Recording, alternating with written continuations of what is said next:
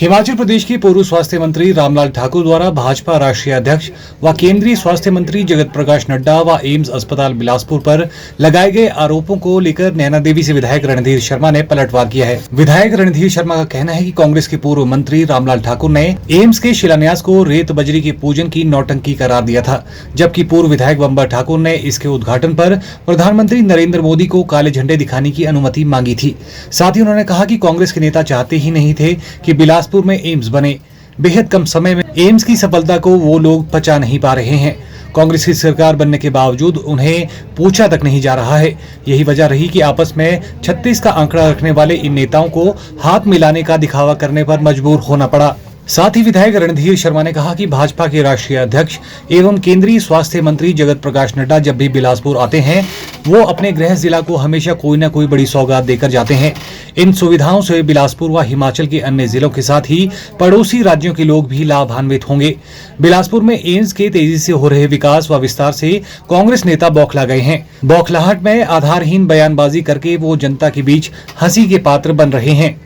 Bharatiya Janata party के राष्ट्रीय अध्यक्ष और केंद्रीय स्वास्थ्य मंत्री आदरणीय श्री जगत प्रकाश नड्डा जी के बिलासपुर दौरे से कांग्रेस पार्टी के सभी नेता बौखला गए हैं और बौखलाहट में कभी उनकी सरकार के मंत्री और कभी पूर्व मंत्री और विधायक जो है तथ्यहीन बयानबाजी कर रहे हैं।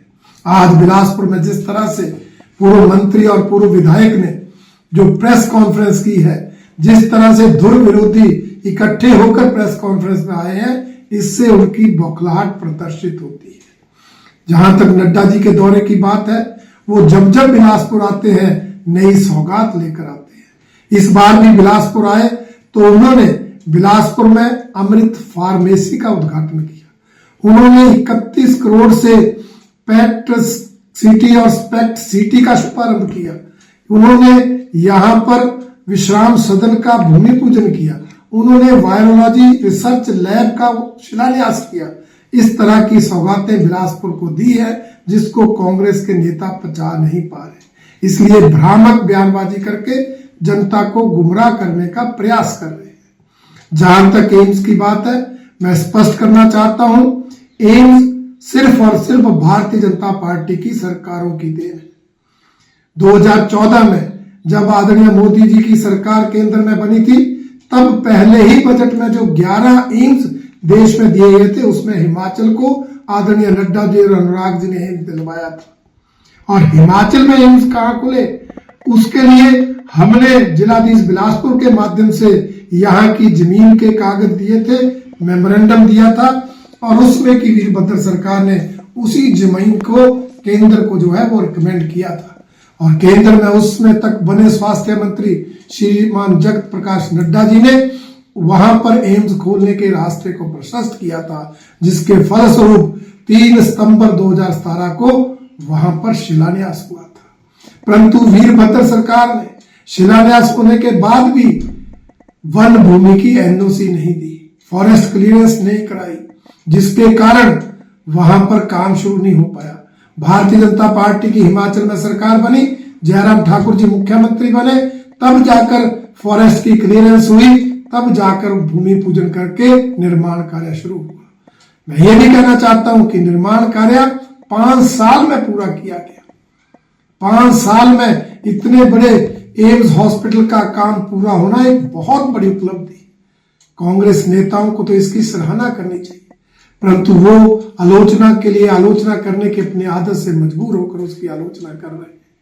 और इतने कम समय में आज इस एम्स में अगर नी ट्रांसप्लांट की जो है वो व्यवस्था है, अगर आज यहाँ पर किडनी ट्रांसप्लांट हो रही है, अगर आज यहाँ पर पैट सिटी और स्पेक्ट सिटी की सुविधा शुरू हो गई है, तो ये सब आदरणीय नड्डा जी की देन है, जिसके लिए बिलासपुर ही नहीं हिमाचल प्रदेश की जनता नड्डा जी का बहुत बहुत धन्यवाद करती है, आभार प्रकट करती है।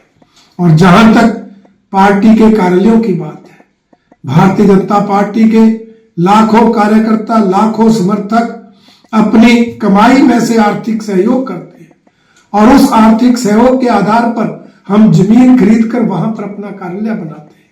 हम कांग्रेस पार्टी की तरह सरकारी जमीन नहीं लेते, हम कांग्रेस पार्टी की तरह भाखड़ा बांध विस्थापितों के लिए तय की गई जमीन नहीं लेते। हम कांग्रेस की तरह किसानों के लिए सब्जी मंडी बनने वाली जगह पर प्रदेश कार्यालय नहीं बनाते। हम जमीन खरीदकर वहां पर कार्यालय बनाते हैं। इसलिए कांग्रेस के नेताओं पर इस पार्टी के कार्य में दखल देने का कोई नैतिक अधिकार नहीं है। और जहां तक इन नेताओं द्वारा भ्रष्टाचार के मामले की बात की गई, कोई तथ्य रखें। निराधार आरोप लगाना इनकी आदत बनी है। कोई किसी भी आरोप को प्रमाण सहित सिद्ध करें, निराधार आरोप लगाना बंद करें। और आज तो ये दोनों नेताओं ने जिस तरह से आदरणीय नड्डा जी के परिवारजनों तक को इन मामलों में घसीटा है, भारतीय जनता पार्टी उसकी कड़ी निंदा करती है। परिजनों पर व्यक्तिगत आरोप लगाना ये कहीं किसी नेता को शोभा नहीं देता, और वो भी निराधार आरोप लगाना। मैं आज स्पष्ट रूप से उनको कहना चाहता हूं कि वो भ्रष्टाचार के आरोपों को, नड्डा जी के परिजनों पर लगाए गए व्यक्तिगत आरोपों को सिद्ध करें, अन्यथा सार्वजनिक रूप से माफी मांगे। Bureau report, channel 9, Bilaspur.